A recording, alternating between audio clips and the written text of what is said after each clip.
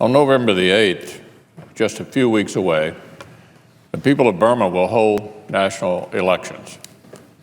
It promised to be a momentous event for a country many of us have studied and followed for a very long time, in my own case, for over 20 years. This is going to be a momentous election for at least two reasons. First, for Burma's citizens, or for many of them at least, this election represents a chance to finally choose their own leaders, which is indeed a rare occurrence in recent Burmese history. That is significant in itself. But there's another reason these elections are so important. Because the manner in which they are conducted will serve as a key indicator of the progress of reform in that country. Now, there are some encouraging signs that the election will be freer and fairer than what we've seen in the past. Unlike recent Burmese elections, for example, international election observers have been permitted into the country.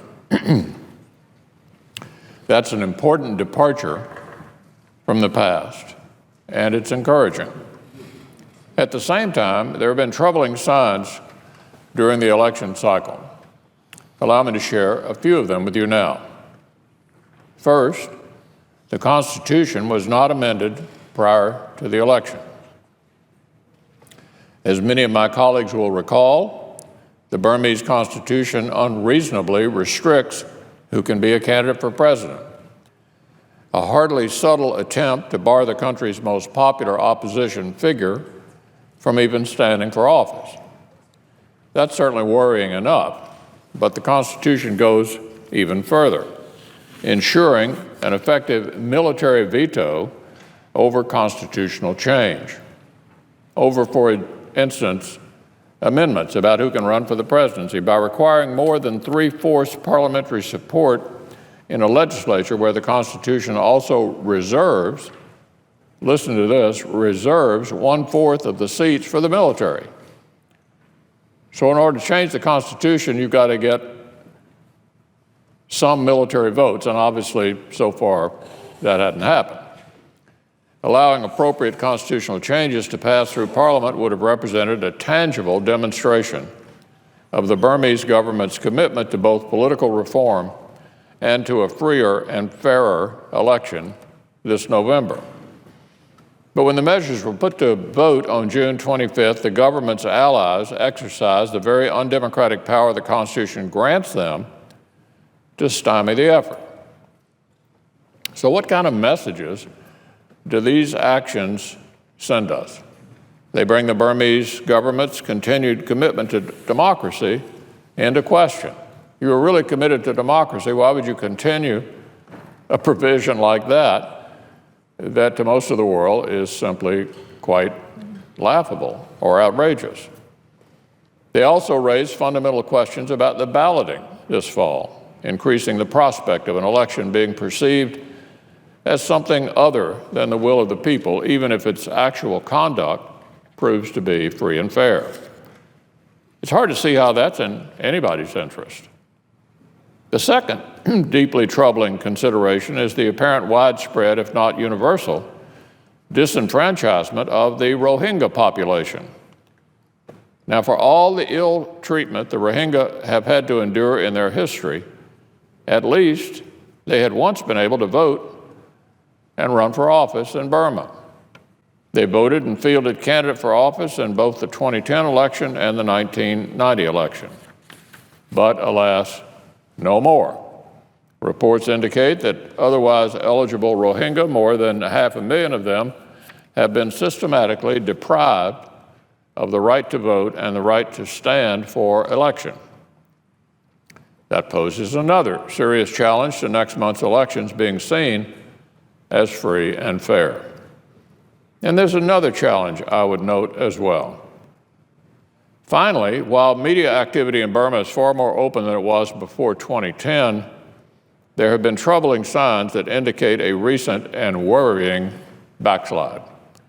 In fact, just a few days ago, news circulated of individuals being arrested for Facebook postings Now, these are really disturbing reports. Campaigns can only be conducted when the free exchange of ideas is permitted. Arresting citizens for free expression runs directly counter to that idea. It's at odds with notions of free speech and democracy, and it seems designed to send chilling signals to the Burmese people.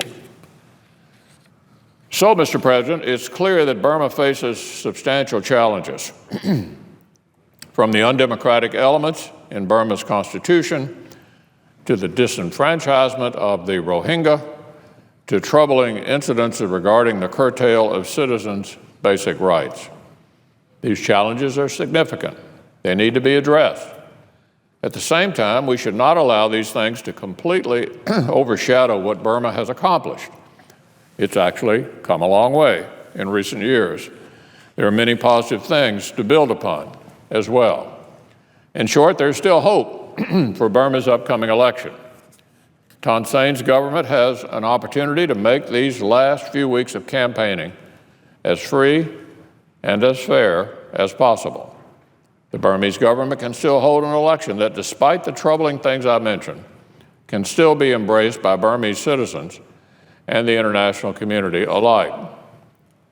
But that will mean ensuring these final weeks of campaigning are as free and as fair as possible. That will mean ensuring freedom of expression is protected. These are the kinds of minimum goals that Burmese officials must strive towards in the final weeks of the campaign season. If the Burmese government gets this right, if it ensures as free and fair election as possible, with results accepted by competing parties, the government and the military, that would go a long way toward reassuring Burma's friends around the globe that it remains committed to political reform and progress in the bilateral relationship. Indeed, both the government and the military have committed to standing by the election results. But now, let me be clear, Mr. President, while I have always approached this relationship and the role of sanctions realistically, this election is a test that the government must pass. Simply holding an election without mass casualties or violence, while vitally important, isn't good enough. Let me say that again. Just holding an election without mass violence is not enough. It's got to do a lot more than just have the absence of violence. As I stated on the Senate floor earlier this year, if we end up with an election not accepted by the Burmese people as reflecting their will, it will make further normalization of relations, at least as it concerns the legislative branch of this government, much more difficult. It would likely hinder further enhancement of U.S.-Burma economic ties and military-to-military relations. It would likely erode confidence in Burma's reform efforts. It would also likely make it more difficult for the executive branch to include Burma in the Generalized System of Preference program or to enhance political-military relations. Those of us who follow Burma want this country to succeed. We want to see the government carry out an election that's as free and as fair as possible. We're prepared to continue doing what we can to encourage more positive change in that country. And we'll be realistic about what is possible. As I just mentioned, that's the kind of approach I've always tried to take, a hopeful but still realistic one when it comes to this relationship, not just on the role of sanctions, but also on the possible steps toward closer relations and on the individual programs and policies that would aid Burma's development and capabilities. So, we're hoping the Burmese government gets this right. This is a big opportunity to send a signal to the rest of the world that Burma has indeed really changed.